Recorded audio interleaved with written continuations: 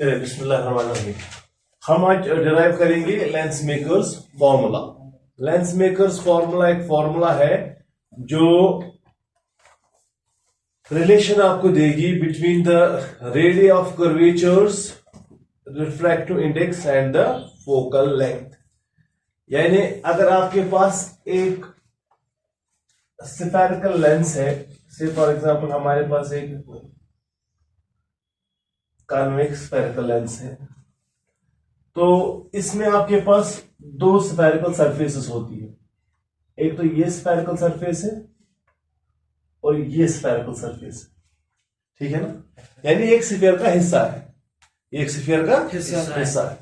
अब इसका भी तो एक स्फीयर होगा ना, जिसका ये पार्ट था, उसका एक सेंटर होगा, हाँ। और ये एक कर्व्ड सरफेस है, इसका भी ये स्फीयर का हिस्सा है, तो इसका भी एक स्फीयर होगा, उसका भी एक सेंटर होगा, ठीक है ना।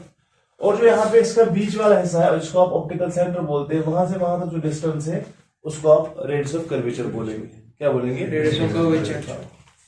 तो हम ऐसे एक लाइन ड्रॉ करेंगे, आप बिल्कुल तवज्जो रखेंगे, क्योंकि इस डेरिवेशन में डायग्राम्स में बहुत ही लाइंस आती है तो इंसान कभी खो जाता है। इसीलिए आप जब बाद में इसको देखेंगे वीडियो में, आपको बहुत सहूलियत उससे होगी, ठीक है ना। तो पहले आप एक प्रिंसिपल एक्सिस बनाएंगे।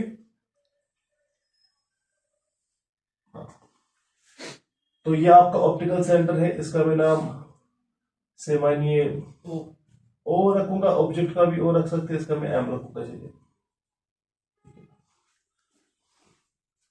और यहां पे ऑब्जेक्ट बेटा मेरा यहां पे, तो एक, अब देखिए, अब अगर आप इसको एक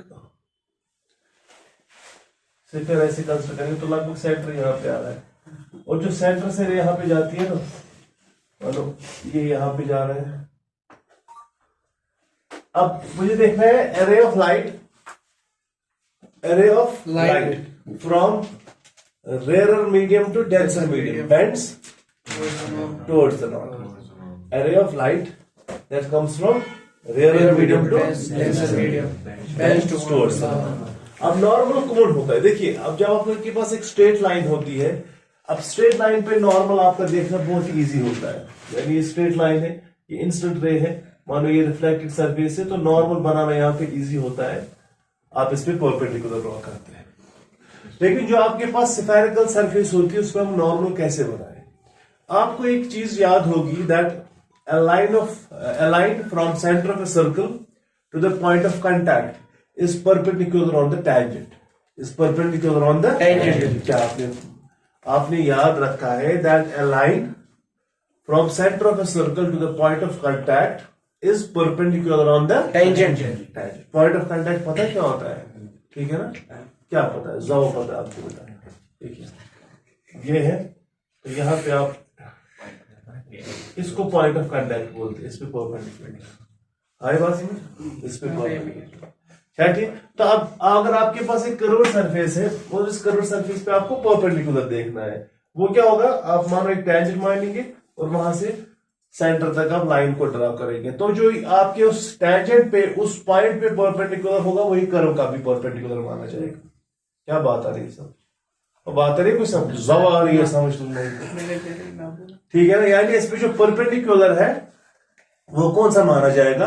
अ line joining from centre to the point of contact, जो यहाँ पे अगर बनेगा, है बस। इसलिए हम इस लाइन को ज्वाइन करेंगे ऐसे, तो ये नॉर्मल बन गया। तो क्या बन गया? नॉर्मल। ये क्या बन गया?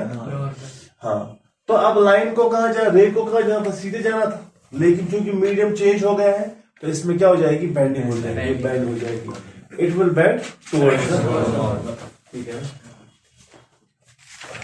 अब इस डायग्राम को थोड़ा एग्जैजरेट करना पड़ता है ताकि आसान बन जाए। अब थोड़ा सा मैं सेंटर को यहां पे लाऊंगा ताकि डिफरेंट रेज डिस्टिंग्विश हो जाए। है बात समझ? ये रे यहां पे थी, अब आ गई यहां, ठीक है ना।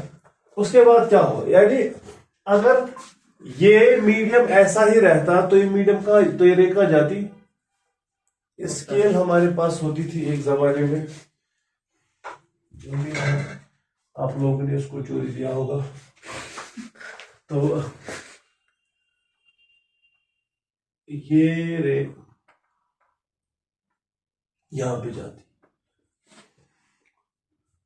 इसको बोलते हैं वर्चुअल। ये इमेज जो है, ये जो बनती है ऐसी, ये वर्चुअल ऑब्जेक्ट बनता है सेकंड इंटरफेस के लिए। किसके लिए? सेकंड इंटरफेस के लिए। बुक आपकी क्या करती है, जो आपकी बुक में डेरिवेशन है उसमें आपके दो इंटरफेसेस बना के, कितने इंटरफेस बना के? हाँ, पहले वो इंटरफेस ऐसा बनाती है, अच्छे से समझिएगा, क्योंकि ये डेरिवेशन अच्छे से जब एक बार समझ में आ गई ना, बस फिर तो ये याद रहेगी हमेशा के लिए। लेकिन समझ में अच्छे से नहीं आई, फिर आपने गोटा रखा याद, ये रे ऐसे, फिर तो भूल जाएगी। ये रे ऐसे पहले आपको बुक में दिया गया है ऐसे, अब टेक्स्ट बुक आपने चेक कीजिएगा, आपको ऐसे डायग्राम देके, इसका रिफ्लेक्टिव इंडेक्स यहाँ पे μ1 है और इसका μ2, और यहां से रे आ रही है, और इसका ये दिए देके है R1 या वॉट एवर इसका पॉइंट है ये C1, तो it will bend towards the normal, ठीक है ना। इसको यहाँ पे रखा गया है नाम I1। क्या नाम रखा गया? हमने भी यहाँ पे बराबर वही किया उस बेटा, क्या हमने भी वही किया, लेकिन अब हमने वहां पे दूसरा इंटरफेस उसने अलग डायग्राम में बनाया है। क्या बनाया है? अलग डायग्राम। तो बात तैਨੂੰ समझ आती है? Yes sir. अब बात है उसने अलग डायग्राम, ओ इस पे मत टेक लगाओ, खड़ा रहो। तो यहाँ का बेटा फाइन लाना होता है, नहीं बेटा कोई बात नहीं, कर बैठा नहीं बेटा कोई बात नहीं। तो I1 जो है आपका, वो क्या बनता है? Virtual object. क्या बनता है? Virtual object. तो बात है समझ, I1 क्या बन रहा है? Virtual object. तो वर्चुअल ऑब्जेक्ट से फिर आप मानते हैं कि एक रे गई है ऐसे, ठीक है ना। क्या गई? रे। अब यहाँ पे नॉर्मल है ना ये, अब ये आप क्या मीडियम मान रहे हैं? आप डेंसर मीडियम, ये डेंसर आप मीडियम मान रहे हैं, ठीक है ना। और यहाँ से आप ये मान रहे हैं ये, ठीक है ना। तो फिर ये क्या, यहाँ पे आपका क्या होगा?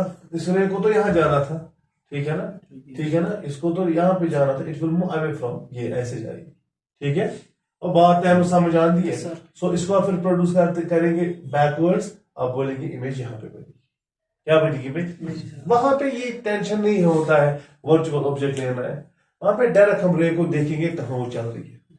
यहाँ पे ये करना पड़ता था। फिर यहाँ पे जो दो इक्वेशंस बनती है ना, यहाँ पे भी दो इक्वेशंस बनती है, बराबर डिटो सेम, कोई फर्क नहीं। अब बुक ने क्यों ये वाला मेथड दिखाया है, हालांकि थोड़ा कॉम्प्लिकेटेड है इसमें, ये अब इसको ऐसे कैसे हमने बनाया, क्योंकि इसमें दो रे डायग्राम होती है, कॉम्प्लेक्स नहीं बनती, उसमें रे डायग्राम थोड़ी कॉम्प्लेक्स बनती है। तो इसीलिए अगर आपने इस मेथड से किया जा रहा है, वो यही मेथड है। हाँ, फर्क क्या है? ये जो आप दो डायग्राम्स पे डिराइव कर रहे हैं, दो डायग्राम्स पे दो इक्वेशन बना के उनको ऐड कर रहे हैं या सबट्रैक्ट कर रहे हैं, जो भी मुनासिब चीज आपको निकले वहां पे वो एक ही डायग्राम पे होता है, दैट्स इट। बात है समझ। और आपकी टेक्स्ट बुक जो होती है या कोई भी टेक्स्ट बुक जो होती है, वो अमूमन क्या लिखती है? वो यहाँ पे इसको डिराइव करेगी, फिर लिखेगी सिमिलरली। क्या लिखेगी? सिमिलरली। भाई जब ये इक्वेशन बनी तो सिमिलरली वो इक्वेशन बनी। बात है समझ। अलबत्ता वहां पे आप पूरा देखते हैं कि सिमिलरिटी आप डिराइव ही करेंगे, ठीक है। बात है समझ।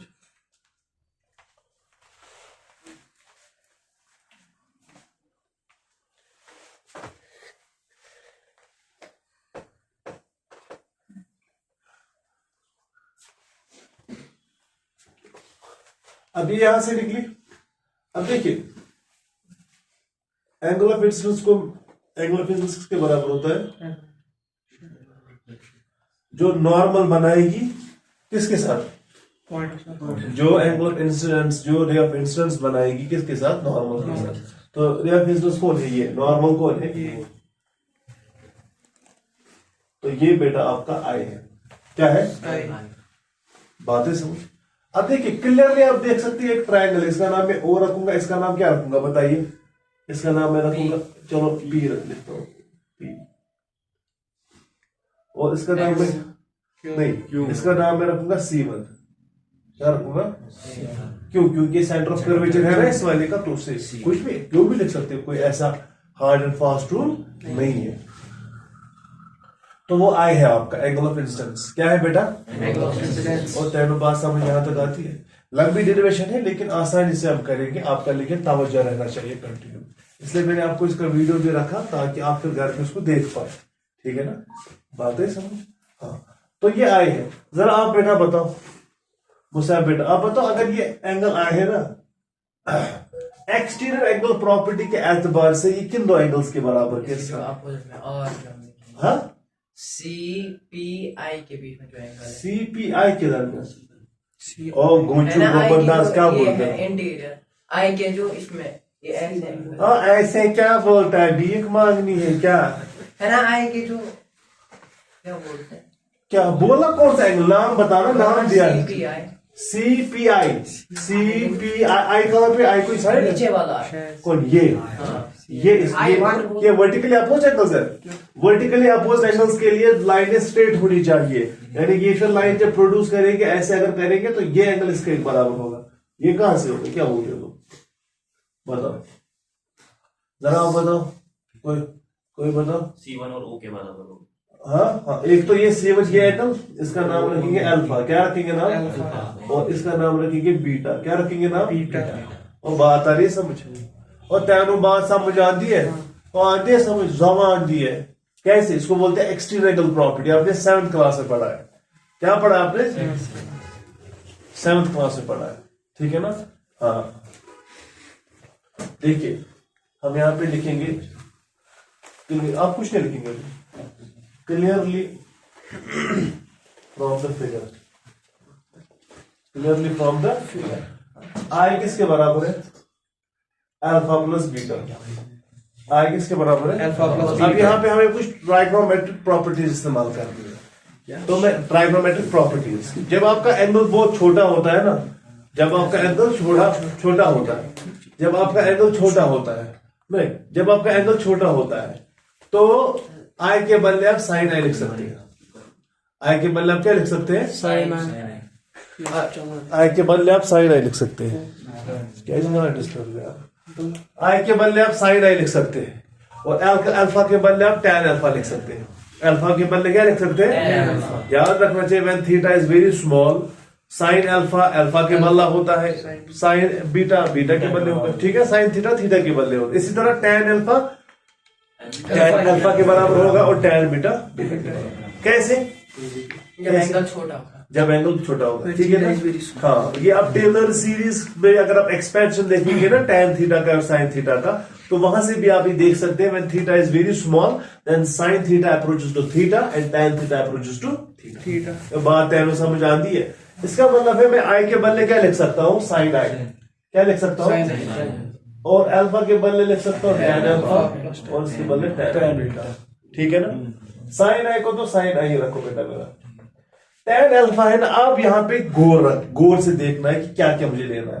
टैन अल्फा होगा ना, मानो अगर मैं इसे परपेंडिकुलर बनाऊंगा, एक ट्राइंगल जैसा ही बन रहा है, मानो उसकी हाइट W y होगी, ताकि डायग्राम कॉम्प्लेक्स ना बने, मैं y लिखूंगा। क्या लिखूंगा? y। हाइट यहाँ पे होगी ना y, ठीक है ना? और बेस क्या होगी?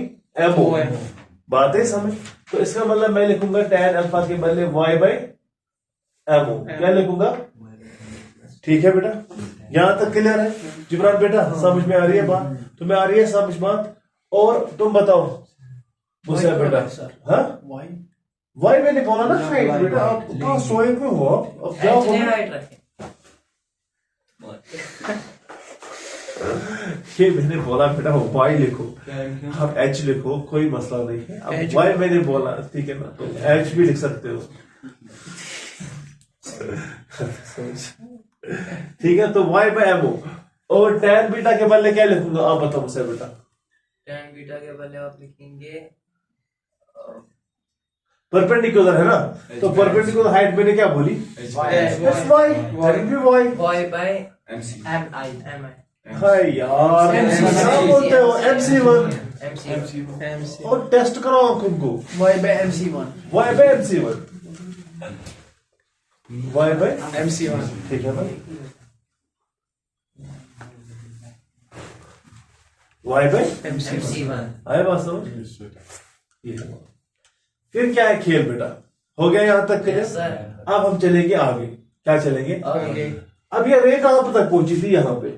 अब इसको यहां पे भी रिफ्रैक्ट होना है। क्या होना है? Refract। अब देखिए परपेंडिकुलर ड्रॉ करेंगे यहां पे।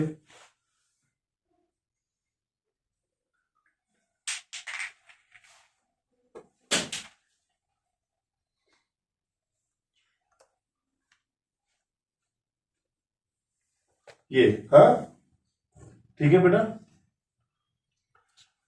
ये इसमें परपेंडिकुलर। अब जो ये रे है, कौन रे, ये रे, ठीक है ना, इसका पी इसका नाम मैं क्यों रखूंगा। It will bend a ray of light from denser medium to rare medium, moves away from the. तो इसको बिचारी को जाना कहा था, ये परपेंडिकुलर, इसको तो ऐसे जाना था, लेकिन इसको तो ऐसे जाना था। So it will bend away from, normal क्या है, नॉर्मल ये है ना, तो ये क्या जाएगी, ये यहां जाएगी। इसका नाम क्या रखेंगे, क्या नाम रखेंगे, आए बात समझ, बात आ रही बेटा समझ, हाँ आपको बात है समझ। इसको ये जो रेट है ना, ये वाली, ये तो जाती है ऐसे, लेकिन नॉर्मल क्या है ये, तो इसका मतलब है ये ऐसे नहीं जाएगी, अवे फ्रॉम द नॉर्मल जाएगी। ये नॉर्मल तो यहां से ये उसके अवे जाएगी। तो अगर एरो में बनाऊंगा तो ये, तो फाइनल इमेज तो आई बन गई। क्या बन गई, अब देखिए दूसरा खेल क्या है। अब जो यहां पे ये रिफ्रैक्टेड रे है, कौन, ये जो एंगल बना रही है किसके साथ, नॉर्मल के साथ, ये छोटू एंगल, इसका नाम R1 पड़ेगा। क्या पड़ेगा, R1, इसका नाम R1 पड़ेगा, ठीक है बेटा।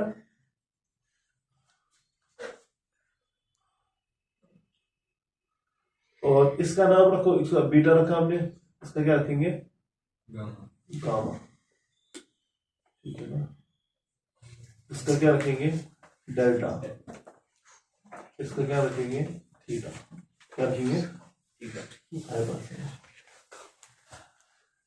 अब मेरी नजरों से देखिए बेटा, मेरी निगाहों से देखिए आप, आपको यहां पे प्रॉपर्टीज कुछ निकलेगी। क्या निकलेगी आपको, एक एक्सटीरियर एंगल प्रॉपर्टी, क्या निकलेगी, एक्सटीरियर एंगल प्रॉपर्टी के मुताबिक मुसाहिब बेटा बोलेगा बीटा किसके बराबर होगा, बीटा, अगर तुम्हें जवाब आया तुम बैठ सकते हो, शाबाश। बीटा होगा उसके बाद आप डेल्टा के। ओ कोई चूको पंदास, क्या बोलते हो, बताओ, नहीं आया तुम्हें, तुम बताओ, तुम्हें मौका है, तुम बताओ। और बीटा बराबर होगा R1 प्लस समथिंग,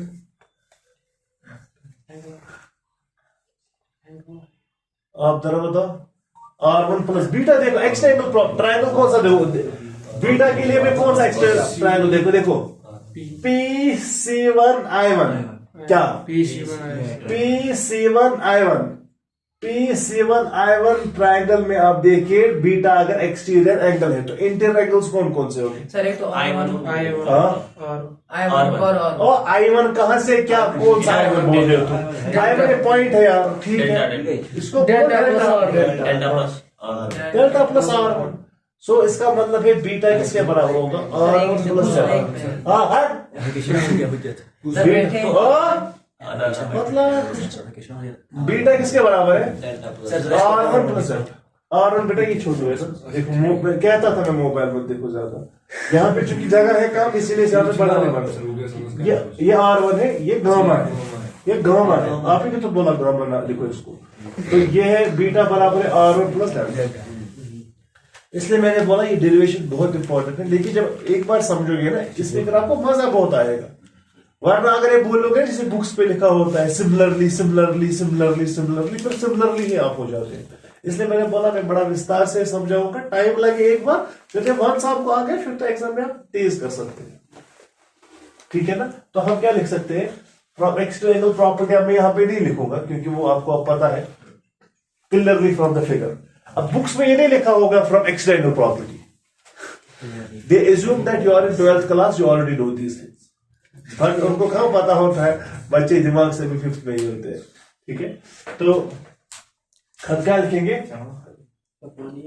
हाँ पानी बेटा अभी सुबह ही है, अभी 9:15 बजे ही है। R1 प्लस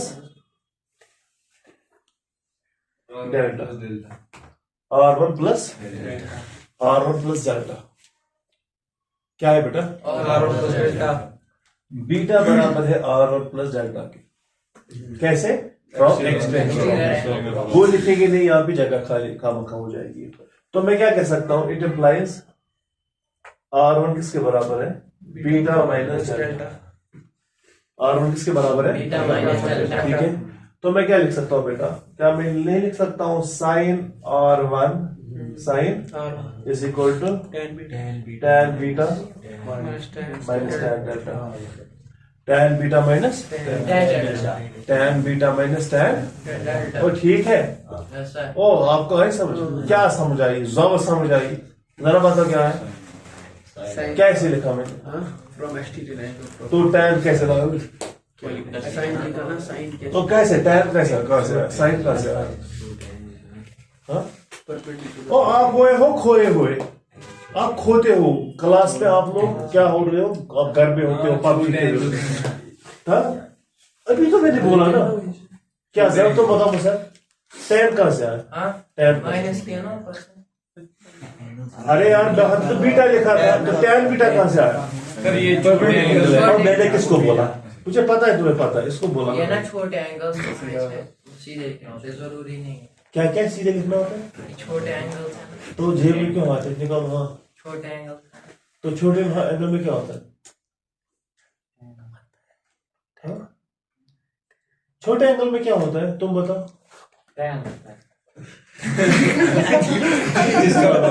जरा तुम बताओ, बताओ ये तो tan बीटा होता है ना बीटा के बराबर। जब एंगल छोटे होते हैं तो बीटा के बदले आप tan बीटा लिख सकते हैं, डेल्टा के बदले आप tan डेल्टा, आप क्यों लिखते हैं वो, ताकि हमें वहां पे रेशियो मिले, ताकि हो मसला है, रिप्लेस क्यों करते हैं बीटा को tan बीटा से, ताकि वहां पे आपको रेशियो निकले, y डिवाइड बाय समथिंग, आए बात समझ। तो हम बोलेंगे sine R1 is equal tan beta, अब tan बीटा किसके बराबर है, y divided by MC MC height अलग अलग हाँ? हाइट से अलग अलग हाँ। ये दोनों ट्रायंगल एज्यूम जब आप ये ट्रायंगल की हाइट अलग अलग है, लेकिन जब आपके पास ये थिन लेंस होता है, लेंस मेकर्स फॉर्मूला जब आप ये अप्लाई वगैरह करते हैं, थिन लेंसेज के लिए करते हैं, क्या करते हैं, यहाँ पे मैंने लेंस को मोटा बनाया, इसीलिए वाई की डिफरेंस ज्यादा लग रही है। मैंने क्यों लेकिन लेंस को मोटा बनाया, ताकि डायग्राम को मैं इजीली बना पाऊं, वरना लेंस को बड़ा थिन बनाना होता है, इसमें अगर आप बनाएंगे तो फिर ज्यादा डिफरेंस आपको बात है समझ। जैसा माइनस tan डेल्टा।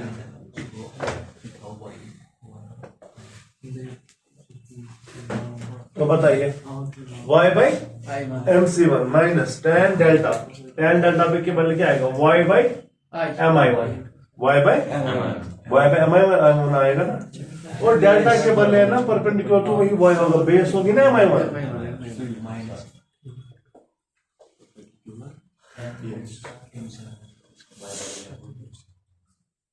ठीक है।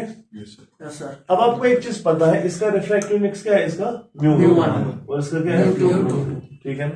अब हमें पता है that refractive index of second medium with respect to first, वो किसके बराबर होगा, sine I by sin i पे r, sin i पे sin r, बस बेटा बाय r1, हाँ। और लेकिन हमें पता है कि μ21 किसके बराबर है, μ2 बाई μ1 किसके बराबर है, refractive index of second medium with respect to first बराबर होता है μ2 बाई μ1। मैंने आपको कहा था कि रिफ्रैक्टिव इंडेक्सेस कितने किस्म के होते हैं, दो किस्म के, क्या क्या होता है, एब्सोल्यूट रिफ्रैक्टिव इंडेक्स और relative. Very nice, very nice. तो जो रिलेटिव रिफ्रैक्टिव इंडेक्स है यहाँ पे μ21, वो बराबर होगा ratio of the absolute refractive indexes, ठीक है बेटा। तो वो बराबर किसके आ जाएगा, sin i by sin r। लेकिन sin i के बदले क्या लिखेंगे, जो हमने वहां पे डिराइव किया, tan बीटा माइनस अबे यहाँ पे लिखूंगा नहीं, यहाँ पे मान लिखूंगा substitute the value of and सीने में लिखूंगा, मैं कह रहा हूँ, ठीक है ना। अगर आप लिखेंगे भी तो आप लिख सकते हैं, ठीक है ना। इसको आप 1 रखेंगे नाम, इसको आप a और b रखेंगे नाम, ठीक है ना। आप बोलेंगे substitute the value of a and b first, ठीक है ना। Sir μ2 is equal y by m y में निकालूंगा कॉमन, 1 by m plus 1 by MC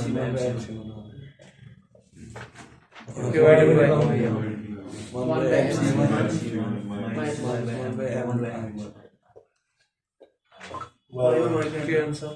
बात आ रही बेटा तेरा समझ MC1 ना कहाँ से? ओ गोजू गोपन्ना से रिकॉर्ड हो रहा है 12th के बच्चे हो तुम लोग, ये कहाँ से कैंसिल होगा? कहाँ से होगा? ये a plus B divided by b minus A वो कैंसिल होता है। चलिए दिखा देते हैं। अब देखिए अगर a plus B divide by b minus C हो, ये b और b कहाँ से कैंसिल होगा?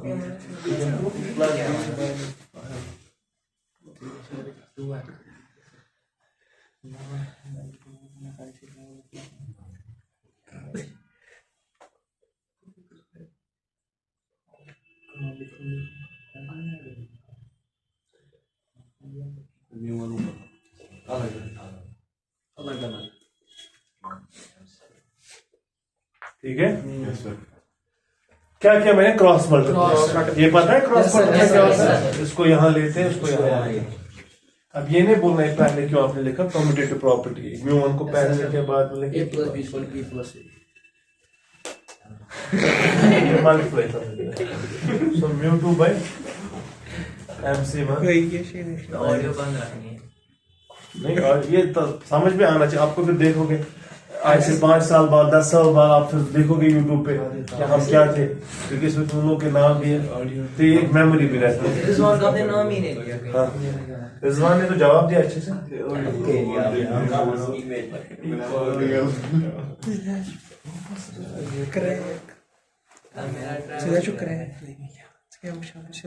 बस बस बस रखिए, इतना ही था बेटा। बस म्यू2 बाई MC1 और वहां पे भी है ना म्यू1 बाई MC1, उसको एक साइड में ले जाएंगे। सो मैं ये फ्रेम में आ रहा है यहाँ तक? Yes sir. तो मैं लिखूंगा mu by MC1 minus mu by MC1 is equal to mu by M0 plus mu by MI1। ठीक है ना? It implies 1 by MC1, that is mu2 minus mu1 is equal to mu1 by MO plus mu2 by MI1. इसमें पूरा ध्यान से रखना है कि आपने क्या क्या लिखा है, ठीक है ना? वरना टांगे ऊपर हो जाएगी। ठीक है ना? इसको हम नाम रखेंगे आई। और बात समझ? आप दूसरे खेल, ये तो हो गए पहले। वहां पे क्या बुक में लिखा होता है? सिमिलरली दूसरे में ऐसे होगा, ऐड करेंगे खटाक आंसर। सारा कर रहे हाँ, हम आपको दिखाएंगे इसके बाद भी कैसे। हाँ ठीक है, टेक्स्ट बुक ने लिखा है तो आप लिख सकते हैं, लेकिन पता तो होना, वरना वो रहता है हमेशा आपको मैं यहाँ पे लिखूंगा सिमिलरली ऐसे होगा, लेकिन पता ही नहीं आया कहाँ से। मैं कर सकता हूँ ऐसे निकाल सकता हूँ कि नहीं, इसलिए मैंने आपको सारा दिखाया। उम्मन अगर आप यूट्यूब पे बाकी देखेंगे जो डेरिवेशंस भी दिखाते हैं लेंस मेकर्स फॉर्मूला की, वो उम्मन फिर वहां पे सिमिलरली देखते हैं। आप देखना बाकी जो जिन्होंने यूट्यूब पे ड्राइव किया है वो सिमिलरली देखिए। अब यहाँ पे क्या है? ये नॉर्मल है और ये यहाँ पे रिफ्रैक्टेड रहती, लेकिन अब बात ही खत्म, एक टर्म पे खड़ा रखूंगा। ये नॉर्मल है, ये रिफ्रैक्टेड रहे, लेकिन इस वाले इंटरफेस के लिए, इस वाले सरफेस के लिए क्या बन रही है? Incident ray. क्या बन रही है? बात नहीं समझ। अब ये जो रे है ये नॉर्मल के साथ कुछ एंगल बना रही है, ठीक है ना? Let that be R2, let that be R2। जो रिफ्रैक्टेड रे आ रही है ना यहां से, वो इस इंटरफेस के लिए क्या बन रही है? Incident ray. वो एंगल कुछ बना रही है इसके नॉर्मल के साथ, इसके नॉर्मल के साथ, ना कि इसके नॉर्मल के साथ, इसके नॉर्मल के साथ। That is R2, that's what? R2। आई बात समझ? और फिर वो रिफ्रैक्ट होके जा रही है, उसको हम इमर्जेंट रे बोलते हैं। क्या बोलते हैं? इमर्जेंट रे। इमर्जेंट रे ये है। ये इमर्जेंट रे जो नॉर्मल कौन सी है? नॉर्मल तो ये है ना, ये नॉर्मल नहीं है, उसके साथ कुछ एंगल बना रही है, ये इसको बोलते हैं एंगल ऑफ इमर्जेंस। क्या बोलेंगे? Angle of emergence. हाँ, इसको एंगल ऑफ इमर्जेंस बोलेंगे। तो क्लियरली आप देखेंगे ई एक्सटर्नल एंगल मान रहा है, इसका नाम रखिए, इसका नाम रखेंगे यहाँ पे C2। क्या रखेंगे नाम? C2। जो C2QI है ट्रायंगल, जो C2QI है ट्रायंगल, C2QI जो ट्रायंगल है, आप C2QI ट्रायंगल की तरफ गौर कीजिए। C2QI, ठीक है ना?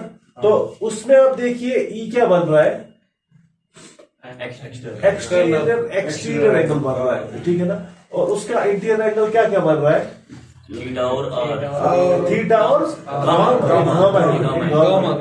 एक्टिंग वाला वाई, उसको गामा बोलते हैं। ये ई क्या है, देखो ये लाइन ऐसे जा रही है, ट्रायंगल का ऐसे है, ये लाइन ऐसे जा रही है, ये ई क्या एक्सटेंड, तो थीटा प्लस गामा। और बात टाइम में समझ आती है, क्या समझ आती है, वो theta plus gamma is equal to E, extend property. ठीक, अब हम यहाँ पे हम क्या लिखेंगे, क्लियरली फ्रॉम द फिगर। हम ये लिखेंगे भाई, हाँ नहीं, हम लिखेंगे clearly from the figure.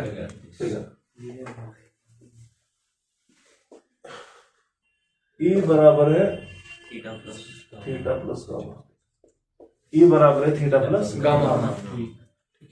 Sir ये ना एंगल ऑफ हमारे। हाँ, यहाँ पे एंगल पे मेरे स्कूल। हाँ बताओ बेटा, क्या लिखेंगे अब इसके बाद, sine E is equal to tan theta by tan gamma. अब आपको यहाँ पे गोटा रखने की जरूरत नहीं है, मैं इसको साइन लगाऊंगा कि इसको साइन लगाऊंगा, क्योंकि आपको पता है रिफ्रैक्टिव इंडेक्स तो sine of angle of incidence plus sine of angle of refraction के ऊपर, तो उसका साइन जरूरत है। और बाकियों का चूंकि रेशियो पर जरूरत है, परपेंडिकुलर पे बेस, तो वहां पे टाइम लगाऊंगा, खत्म मसला। आई बात समझ? तो आप क्या लिखेंगे फिर इसमें, साइन ई tan थीटा किसके बराबर होगा, बताओ, तुम बताओ, ज्वाइनिंग मत करो, दज भरोगा बताओ, tan थीटा किसके बराबर है, tan theta y by OM, y by MC2, MC2 y by MC2 plus plus y by और गामा, tan गामा किसके बराबर है, y by MI। ठीक है, इसको नाम रखेंगे C। और ठीक है, सर। और बात ना पहले की तरह, हाँ? अभी सिमिलरिटी के बाद आपका, हाँ बिल्कुल बराबर जो हमने उसमें की थी इसमें भी करेंगे। माची बिल्कुल हनी है, आप हनी खाते ना आम ऐसे, बिल्कुल। अब बताइए आप और क्या करेंगे, हाँ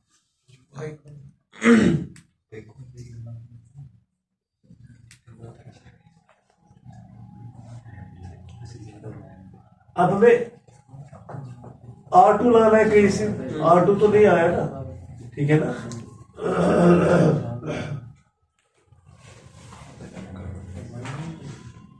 तो बताइए किस वाले ट्रायंगल में R2 आएगा, जरा बताइए, मैं देखना चाहता हूँ आपसे क्या होगा। IQI1, हाँ, IQI1, IQI1 उसमें क्या आएगा आपका, IQI1 में कहां से आपका R2 आएगा, PQI, हाँ? PQI, PQI का जो ट्रायंगल, PQI वो हाँ? उसमें दिखाइए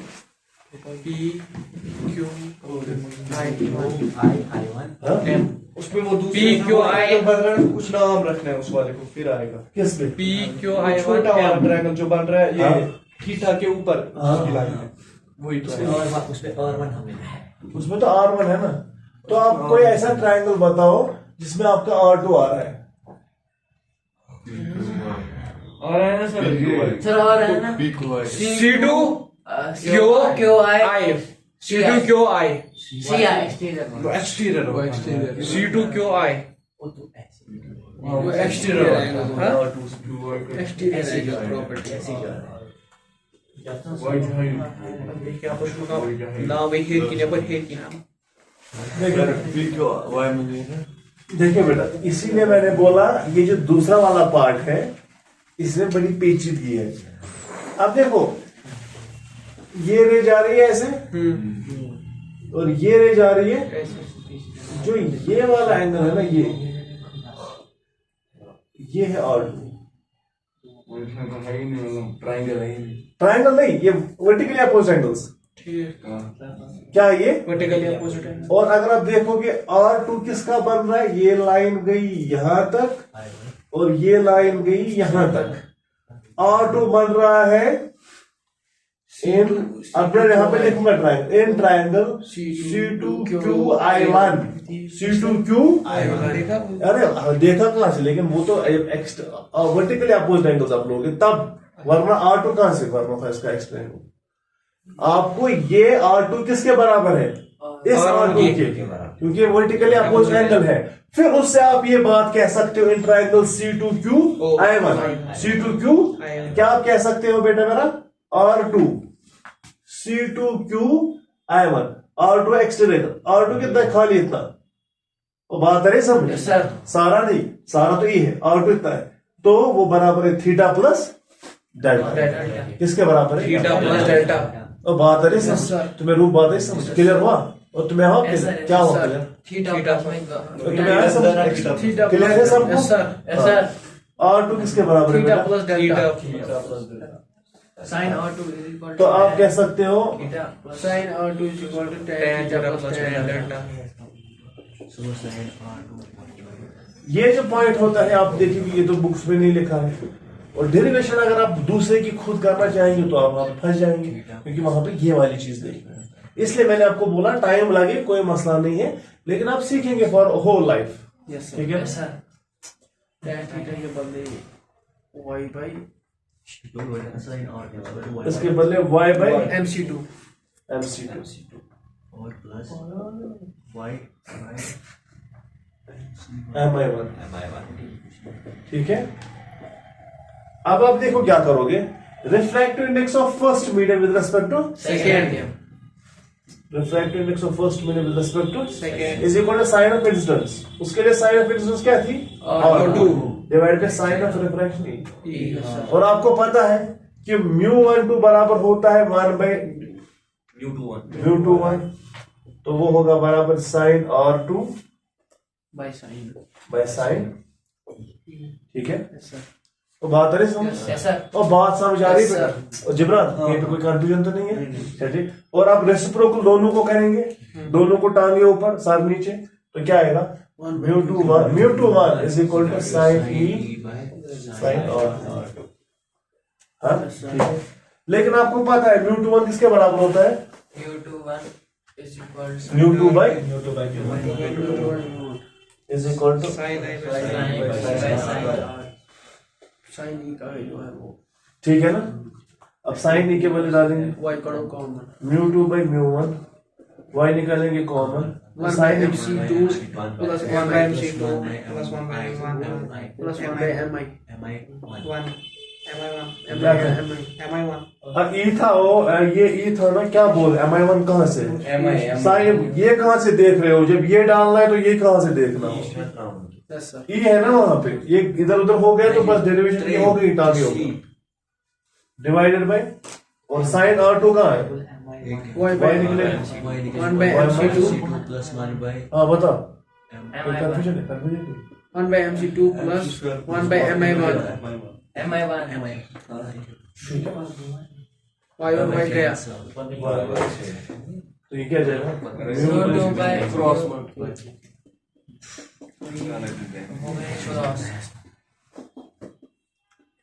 हो गई। और क्या होगा, तुम लोगों को अभी समझ नहीं आ रहा है कि अभी चल रहा है, हाँ? हाँ इतने तुम लोग दम भूल थे, तुम लोगों को ये नहीं समझ में आ रहा है कि अभी हम और ड्राइव कर रहे हैं, हाँ? एक हद होती है डमनेस, तुम लोगों ने सब हदें पार कर दी।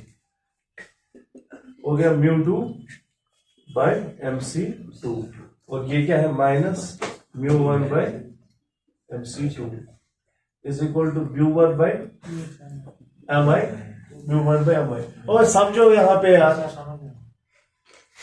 ये कहां से ये बन गया यहाँ पे माइनस, ये लाया ना क्या लाया था, वो वाला राइट हैंड साइड लाया, लेफ्ट हैंड साइड लाया, राइट अभी तो लाए, अब ला रहे माइनस μ2 बाय MI1, ठीक है। ऐसा अब बात है ना, समझ आ रही है, अब तो मैं निकालेंगे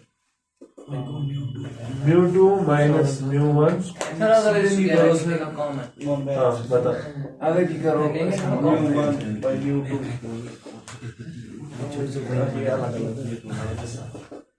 और करो सही सर निकला? From first and second by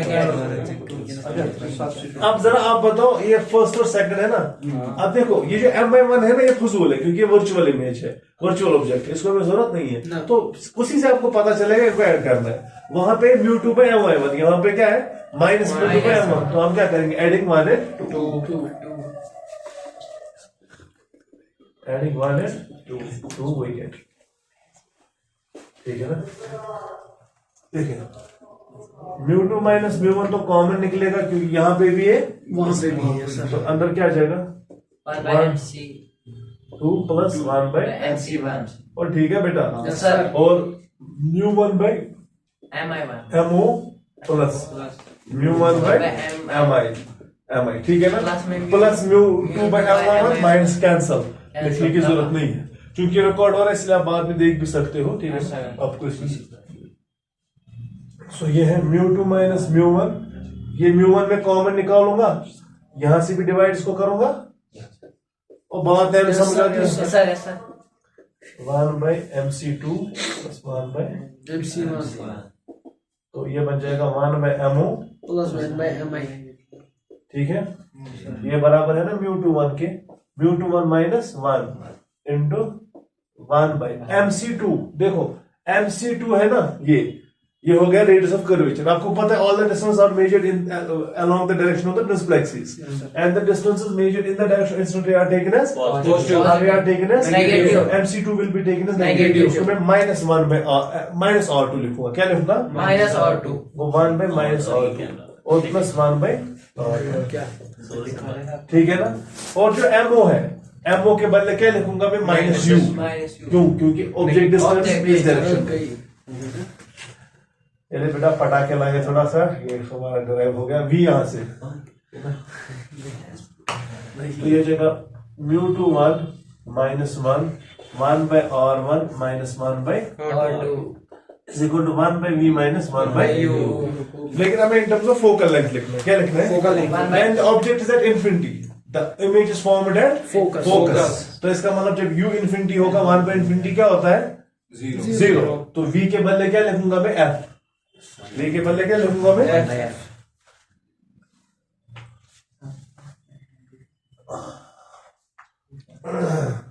तो इसका मतलब आ जाएगा 1 by F is equal to μ2 1 minus 1 into 1 by R1 minus 1 by that is what we call as less because formula।